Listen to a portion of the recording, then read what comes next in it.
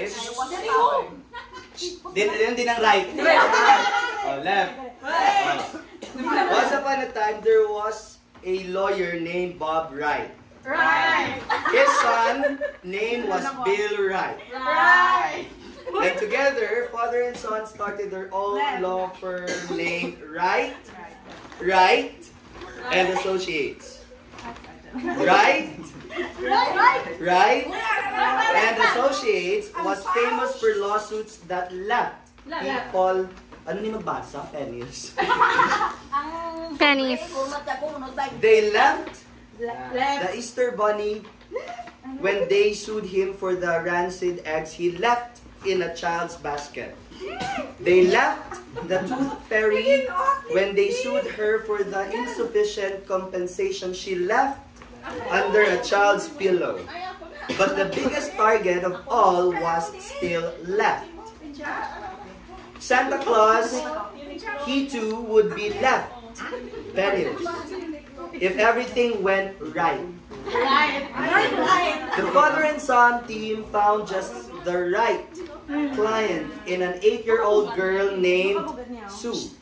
Little Sue was upset that Santa had left coal in her stocking last Christmas. Right? And Associates argued that their client had been put on the naughty list without cause.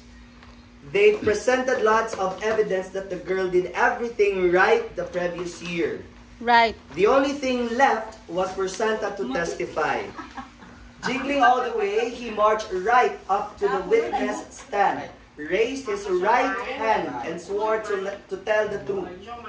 Santa said that while it might appear that Little Sue had done everything right, there was one thing she did that left him no choice but to put the girl on the naughty list. Lapit na lang. This can't be right, protested Bob Wright. We left no stone unturned in our investigation, said Bill Wright. All this courtroom drama left Sue shaking with excitement. All right. I confess. On Christmas Eve, I got up in the middle of the night and ate the cookies that were left for Santa. I didn't think there was enough time left to be put on the naughty list. Santa responded right away.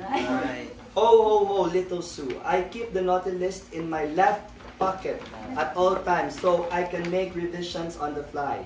And with that, the law firm of Wright and Associates was left with no choice but to drop its frivolous lawsuit against Santa. And that year, neither Bob Wright nor Bill Wright was surprised to find that Santa had left them coal in their stockings. But Little Sue was shocked to wake up on Christmas morning to find that Santa had forgiven her for the frivolous lawsuit and left her a nice present right under the Christmas tree. I'm glad Santa left the naughty list in his left pocket this time. Now let's see what he left me. What?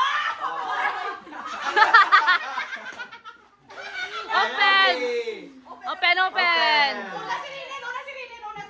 Isa. Rinel. Shit, 1K.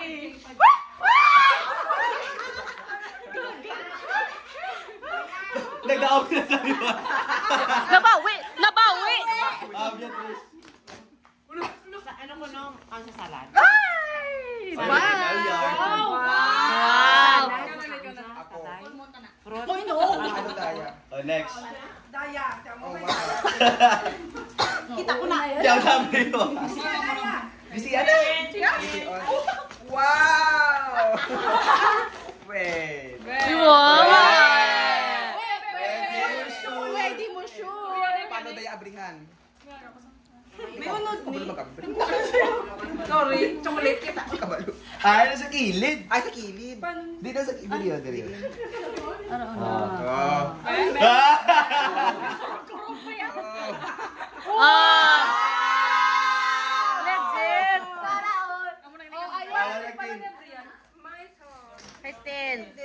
ng tubig.